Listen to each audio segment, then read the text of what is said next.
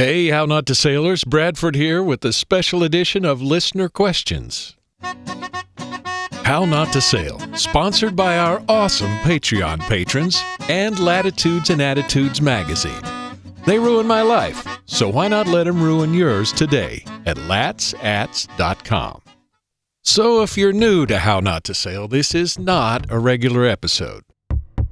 In fact, if you haven't already, I might suggest you go back and check out the very first episode in Season 1 called Bitchin'.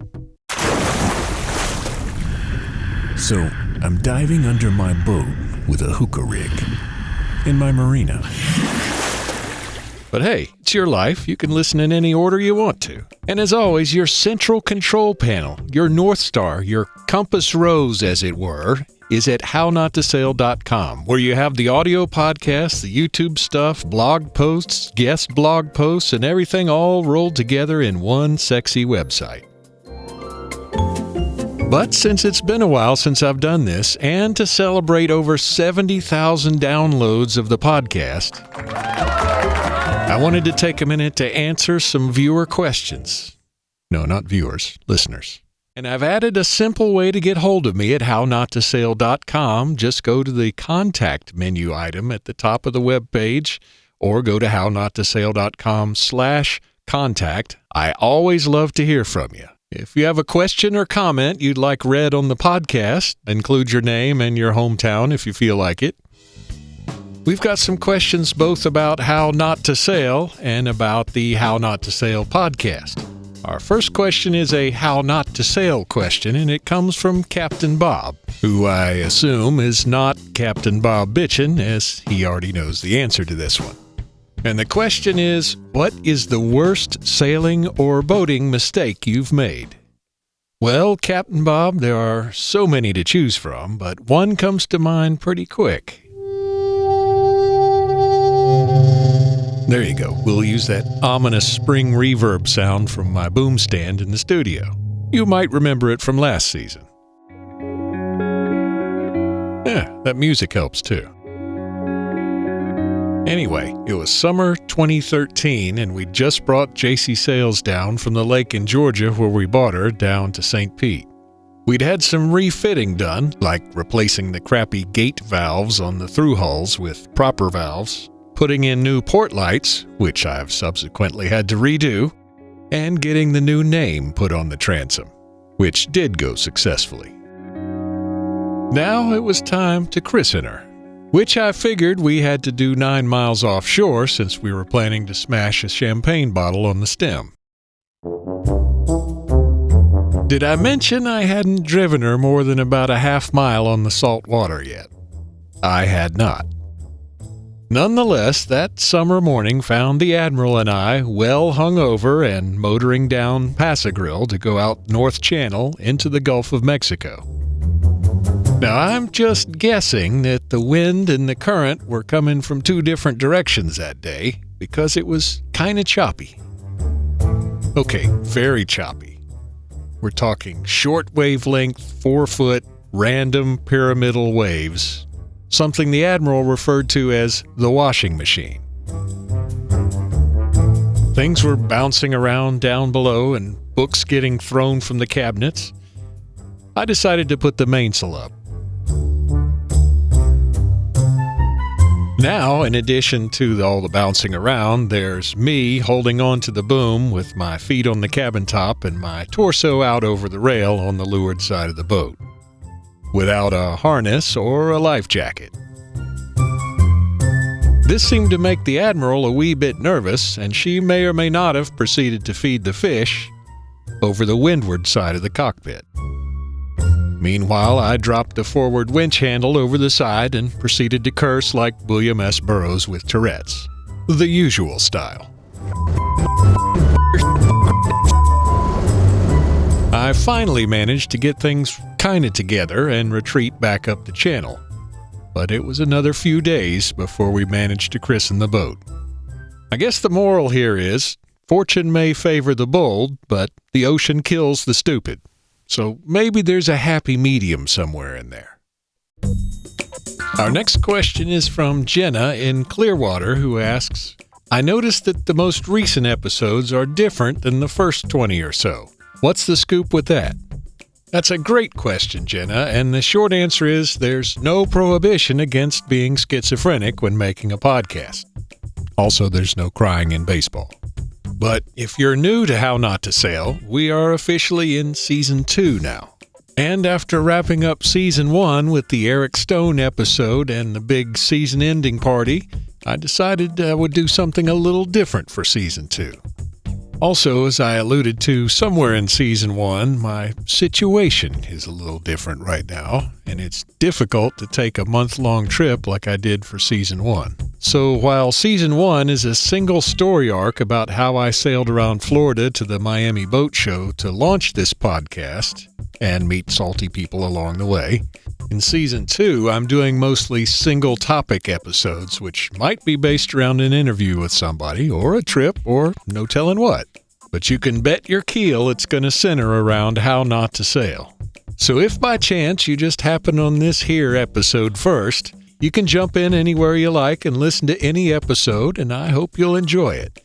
I would recommend to go back and listen starting from episode 1, which is called Bitchin'.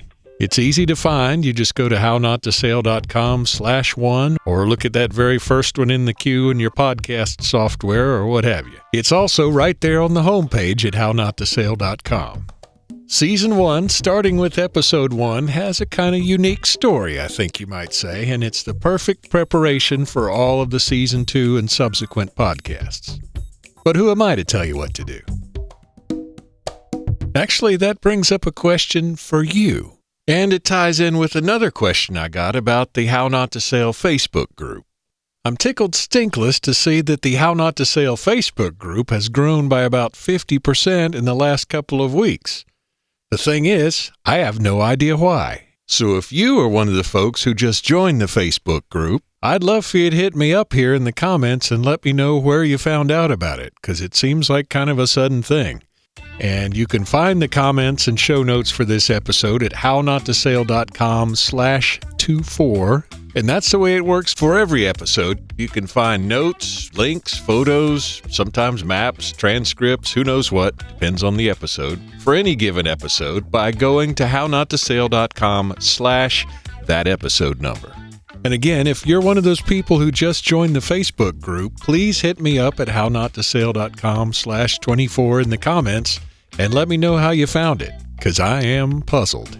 In fact, there hasn't even been a menu link on the website to the Facebook group for a little while now. But if you want to join and have any trouble finding the Facebook group, just type hownottosail.com/community into your browser, and guess what? It'll take you right there. Just remember, to join the Facebook group, you must answer the 2 membership questions, which are not about your personal life, but just what is your best How Not to Sail moment, and where do you listen to the podcast, if at all. Otherwise, the bosun will roll up the gangway or something like that, and you will not be able to board. Switching gears a little, we have a question from Tom in Chicago, who asks, what is your recommendation for someone thinking about buying a boat? Well, Tom, I have numerous thoughts on that, but my first thought is don't take out a loan. If you're worried about paying off a bank note, you're not going to have much fun on that vessel, and also it makes it harder to earn those fun tickets that it takes to maintain and use the boat. So that's my first thought. Pay cash for something that you can afford and enjoy. Also, I'd say try it before you buy it. Not just check out the boat you're looking at, but actually have some boating experience and make sure that it's something you want to do and not just some romantic idea. Because once you get out there, you may find that it's even more romantic than you thought, or more likely that it's more romantic than you thought and also horrible at the same time. Kind of depends on what you like. And sailing or boating on the salty water is a lot different than sailing on the fresh water, as I discovered when we went to christen our boat. Get some training, especially on saltwater, before you buy your boat. As I think I alluded to earlier, you can have one extreme or the other between being totally clueless and a danger to yourself and others out there, or being petrified and never going out. Me and the Admiral actually did have some ASA sailing training before we bought the boat, and I spent about 6 months up on the lake in Georgia practicing sailing by myself before we took the boat down to Florida. And still, I made stupid mistakes. Which leads me to another question. Terry in Baltimore asks, are you actually as clueless as you make out on the podcast? And the answer is no. And yes. Like anyone else who gets out there on the water, especially cruising, I've made a ton of mistakes, many of which I detail in the book How Not to Sail and the podcast. It's just gonna happen. But if you want to be a cruiser, you've got to be a problem solver. And I think I'm half-assed decent at that. You've also got to learn to take care of things before they break or fail, and I've grudgingly become better at that. I did have some official training, actually, back in the day with the ASA sailing courses. It's impossible to overstate the value of actual training and practical experience, whether it's through the training or through sailing with your friends and family, or sailing as crew, which I admit I haven't done because I am antisocial.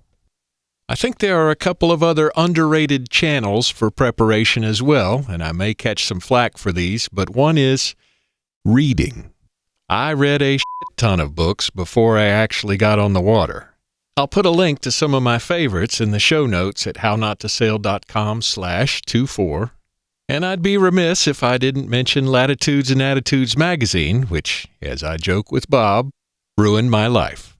But seriously, Latitudes and Attitudes magazine was a major inspiration in me deciding to buy a boat and go cruising. And every issue, they have not only pictures of people in remote, beautiful locations around the world enjoying themselves, but also stories from folks about what it's really like, which often involves fixing your boat in exotic locations, as the joke goes.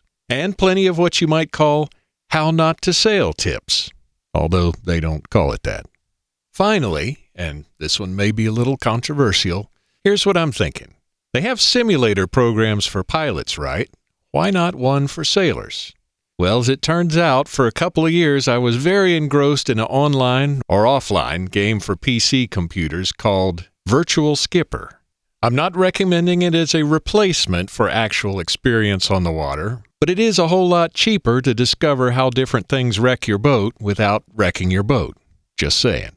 I spent large number of hours playing Virtual Skipper either online against other folks or just locally on the computer, and it's actually a pretty cool and accurate way to see how your boat will respond to different sail combinations and wind angles and all that sort of thing.